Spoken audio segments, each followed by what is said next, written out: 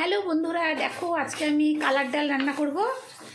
আমি কালার ডাল মনে হয় আমার জীবনে বলতে, কারণ আমি কালার ডাল খেয়েছি কিন্তু রান্না করছি প্রথম, তাই একটু কালার ডালটাকে একটু ভেজে নিচ্ছি। কী কী করবো দেখাচ্ছি। এই দেখো সব রকম সবজি কাটছি, এটা দিয়ে আমি কালার ডাল রান্না করব।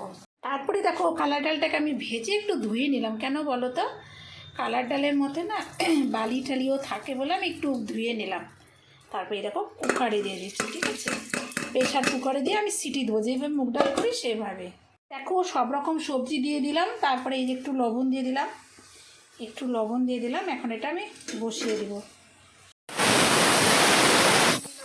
দেখো বন্ধুরা, আমার কালার ডালটা সিদ্ধ হয়ে গেছে। আমি সবজিগুলোকে কুকারে দিয়েছিলাম বলে মিষ্টি কুমড়া একটু গলে গেছে বলে আমি এটা আলাদা উঠিয়ে রাখলাম। এখন এটার মধ্যে আমি হলুদ দিয়ে দিচ্ছি, দেখো অল্প হলুদ দিয়ে দিচ্ছি। তারপর এটাকে ঘুটিয়ে নিলাম। দেখো কড়াই বসিয়ে দিয়েছি, গরমও হয়ে গেছে। এখন আমি একটু তেল দিয়ে দিচ্ছি, দেখো ইঞ্জিন সরষার তেল দিয়ে দিলাম। ডালে অত তেল লাগে না। আর দুটো শুকনো লঙ্কা দিয়ে দিলাম। শুকনো লঙ্কাগুলোকে আমি চিড়িয়ে রেখেছি, একটু ছিঁড়ে আর কি। তারপরে আমি সাদা জিরা দিয়ে দিলাম। এখন এটাকে ভাজা ভাজা হচ্ছে, লাল করে ভাজবো।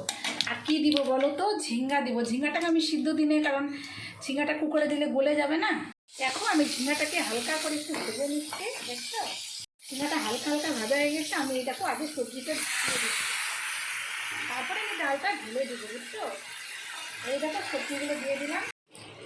এই দেখো ডালটাকে আমি ঢেলে দিলাম, দেখছো কুকার থেকে।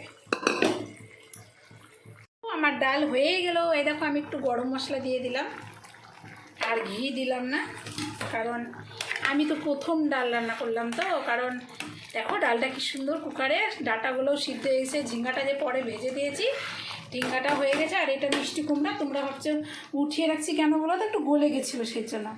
আর এই দেখো আমিও দেখাচ্ছি, এই দেখো আমার হচ্ছে কালার ডাল রেডি, কমপ্লিট। তোমরা কীভাবে কালার ডাল রান্না করো, কি সোমবার দাও, আমাকে অবশ্যই কমেন্ট করবে।